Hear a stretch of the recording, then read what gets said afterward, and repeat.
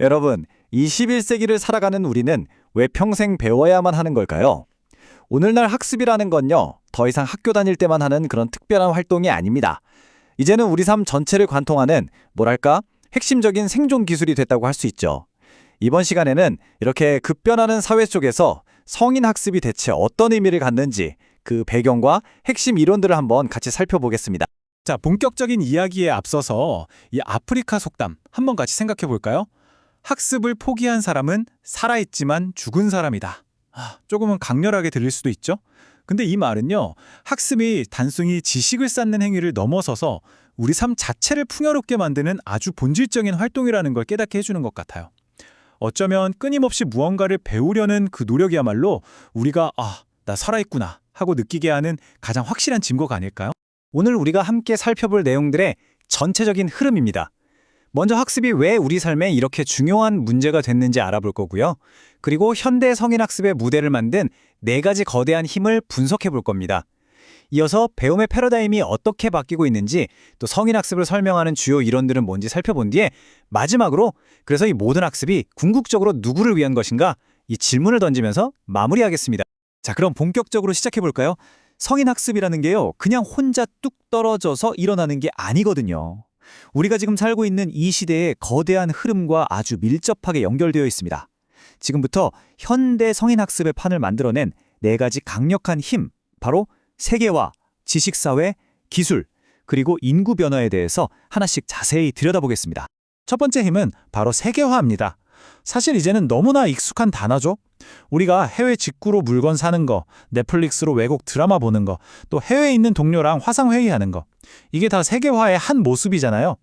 이처럼 상품, 서비스, 사람, 아이디어가 국경을 넘어서 정말 전례 없는 속도로 이동하면서 우리의 일과 삶, 그리고 배우는 방식까지 아주 근본적으로 바꾸고 있습니다. 세계화가 교육계에 가져온 변화 중에서 저는 이게 참 흥미롭다고 생각하는데요. 바로 학문적 자본주의라는 개념입니다. 예전에는 진리의 상아탑이라고 불렸던 대학이 이제는 마치 시장에서 경쟁하는 하나의 기업처럼 변하고 있다는 거죠. 전 세계 학생들을 끌어들이기 위해서 매력적인 교육 상품을 개발하고 또 그걸 판매하는 거예요. 자연스럽게 학생들은 더 나은 가치를 제공하는 교육을 찾아다니는 소비자가 된 셈이죠. 이건 우리가 교육의 본질에 대해 다시 한번 생각하게 만드는 아주 중요한 변화라고 할 수 있습니다. 두 번째 힘은 지식사회로의 전환입니다. 이게 뭐냐면요. 예전에 산업사회에서는 공장이나 기계 같은 게 부의 원천이었잖아요. 그런데 지식사회에서는 눈에 보이지 않는 것들, 예를 들면 지식이나 정보, 창의적인 아이디어가 가장 중요한 자원이 되는 사회를 말합니다. 다시 말해, 누가 더 가치 있는 지적 자본을 가지고 있느냐가 개인과 국가의 경쟁력을 결정하는 시대가 된 거죠. 이런 사회에서는 끊임없이 새로운 지식을 배우고 만들어내는 능력이 필수일 수밖에 없겠죠. 지식사회의 특성을 좀 더 들여다볼까요? 예전에는 소위 말하는 하드스킬, 그러니까 특정 분야의 전문 지식이 되게 중요했잖아요. 근데 요즘은 어때요? 오히려 다른 사람들과 협업하는 능력, 내 생각을 똑 부러지게 전달하는 소통 능력 같은 소프트 스킬이 훨씬 더 중요해졌습니다. 또 인재의 흐름도 바뀌었어요.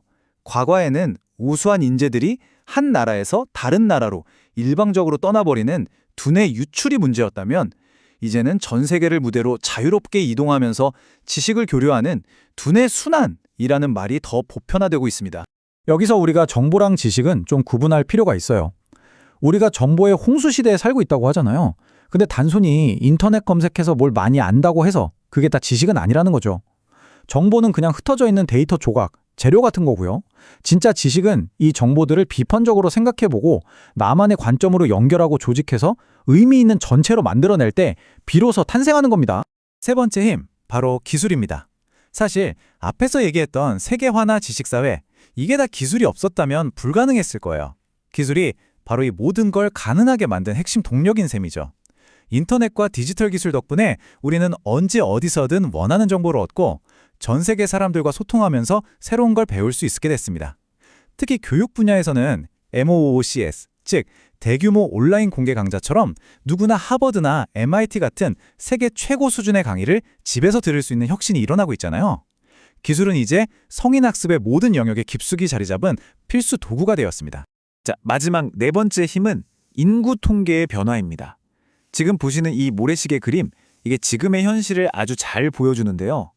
전 세계적으로 이주가 늘어나면서 이민자 집단이 양극화되는 모래시계 패턴이 나타나고 있습니다. 위쪽은 의사나 엔지니어 같은 고학력 전문직이고 아래쪽은 저숙련 서비스직으로 나뉘는 거죠. 이게 왜 중요하냐면 이 두 그룹은 배우고 싶은 것도 배워야 하는 이유도 완전히 다르다는 거예요.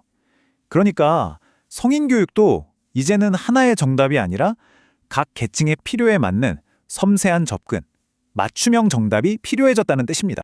인구 변화의 또 다른 핵심, 바로 고령화입니다. 이 숫자 한번 보세요. 22%. 2050년이 되면요, 전 세계 인구 5명 중 1명 이상이 60세 이상이 될 거라고 합니다. 엄청나죠? 이게 그냥 노인 인구가 많아진다, 여기서 끝나는 얘기가 아니에요. 은퇴하고 나서도 수십 년의 삶이 남아있고 이 시간을 더 의미 있게 보내고 싶어하는 사람들이 늘어난다는 뜻이거든요. 따라서 고령층을 위한 평생 학습은 우리 사회가 풀어야 할 중요한 과제이면서 동시에 새로운 활력을 불어넣을 수 있는 아주 큰 기회이기도 합니다. 자, 지금까지 우리가 4가지 거대한 힘에 대해 살펴봤잖아요. 바로 세계화, 지식사회, 기술, 그리고 인구 변화. 이 거대한 흐름들이 우리가 배움을 바라보는 관점 자체를 완전히 바꿔놓고 있습니다. 과거의 공급자 중심 교육에서 학습자 중심의 학습으로 패러다임이 완전히 이동하고 있는 건데요.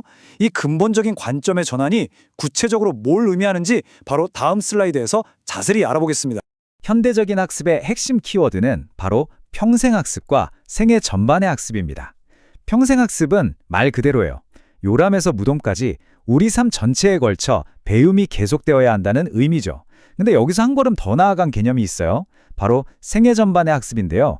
이건 배움이 꼭 학교나 직장 같은 공식적인 장소에서만 일어나는 게 아니라는 겁니다. 가정, 지역사회, 심지어 취미활동 같은 우리 삶의 모든 공간과 시간 속에서 배움이 일어난다는 걸 강조하는 개념이죠. 근데 이 평생학습이라는 게 말처럼 모든 곳에서 똑같이 이루어지고 있지는 않습니다.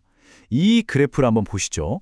국가별로 성인학습 참여율이 정말 엄청나게 차이가 나죠.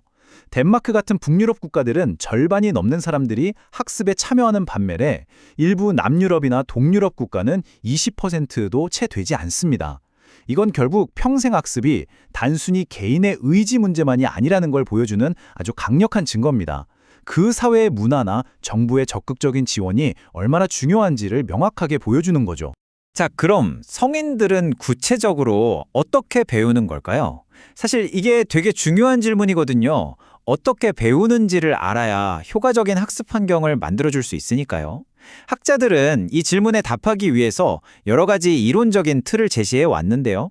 지금부터 우리는 학습 과정을 서로 다른 5개의 렌즈를 통해서 들여다보면서 성인 학습의 원리를 한번 이해해 보도록 하겠습니다.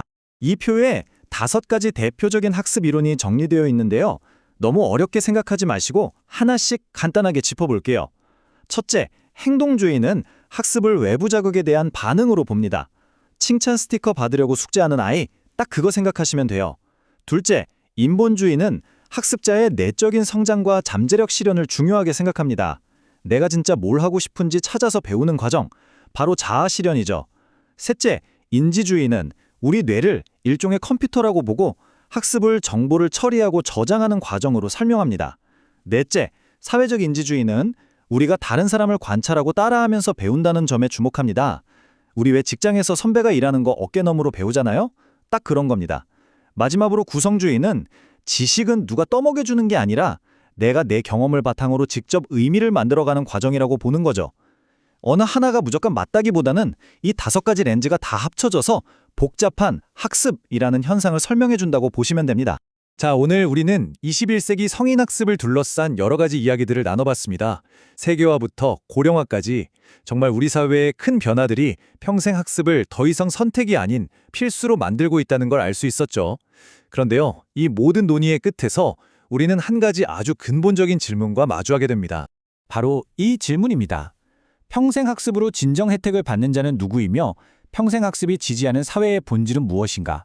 이 질문은 우리가 평생학습을 단순히 개인의 경쟁력을 높이거나 경제 발전을 위한 도구로만 생각해서는 안 된다는 걸 일깨워줍니다. 과연 우리의 학습이 더 나은 개인을 만드는 것을 넘어서 더 정의롭고 평등한 사회를 만드는 데 기여하고 있는지, 우리 모두 끊임없이 성찰해야 할 것입니다. 여러분의 생각은 어떠신가요?